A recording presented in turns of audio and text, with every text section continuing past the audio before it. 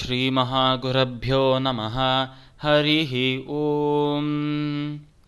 सदाशिवसमारम्भां शङ्कराचार्यमध्यमाम् अस्मदाचार्यपर्यन्तां वन्दे गुरुपरम्परां। श्रुतिस्मृतिपुराणानाम् आलयं करुणालयं नमामि भगवत्पादशङ्करं लोकशङ्करम्।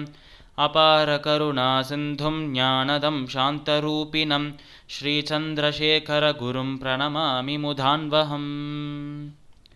ராதே கிருஷ்ணா. எல்லோருக்கும் நமஸ்காரம். இந்த வீடியோவில் ஸ்ரீமத் பகவத்கீதையின் 6வது அத்தியாயமான ஆத்மசம்யம யோகத்தின் 19வது ஸ்லோகத்தை விளக்கத்துடன் பார்ப்போம்.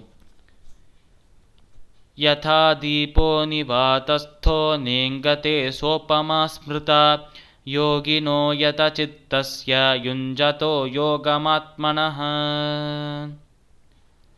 இந்த ஸ்லோகம் ஸ்ரீமத் பகவத்கீதையின் 6வது அத்தியாயமான ஆத்மசம்யம யோகத்தின் 19வது ஸ்லோகம்.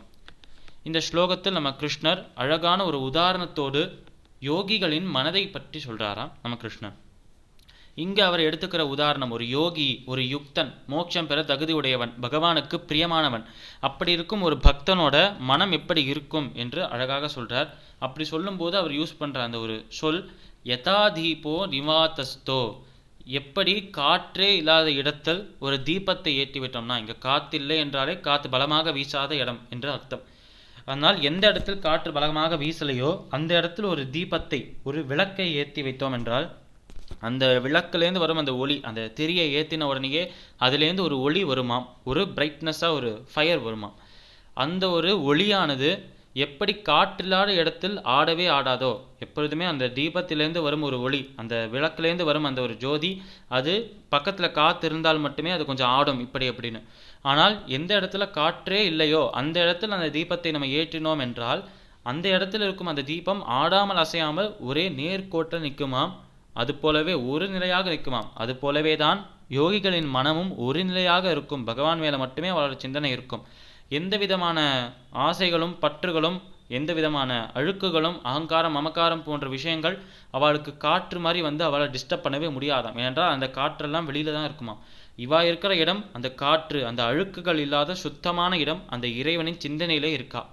ஆனால் அந்த இறைவனின் சிந்தனையில் இருக்கிற இவா அந்த இறைவன் மட்டுமே அடையணும் என்ற அந்த ஒரே குறிக்கோளோட இறைவன் மேலேயே ஒரு நிலையான அந்த கான்சன்ட்ரேஷனோட கவனத்தோடு இருக்கலாம், இறைவனையே சிந்தனை செய்து. அப்படி இருக்கும் யோகிகளின் மனத்தை அழகாக இந்த இடத்தில் ஒரு உதாரணத்தோடு விளக்கி சொல்றார் நம்மளோட கிருஷ்ணன். ஸ்ரீமத் பகவத்கீதையின் 6வது அத்தியாயமான ஆத்மசம்யம யோகத்தின் 19வது ஸ்லோகத்திற்குண்டான விளக்கம் இதுவே. சமஸ்தலோகாக சுகினோ பவந்து. சர்வம் ஸ்ரீ கிருஷ்ணார்ப்பணமஸ்து.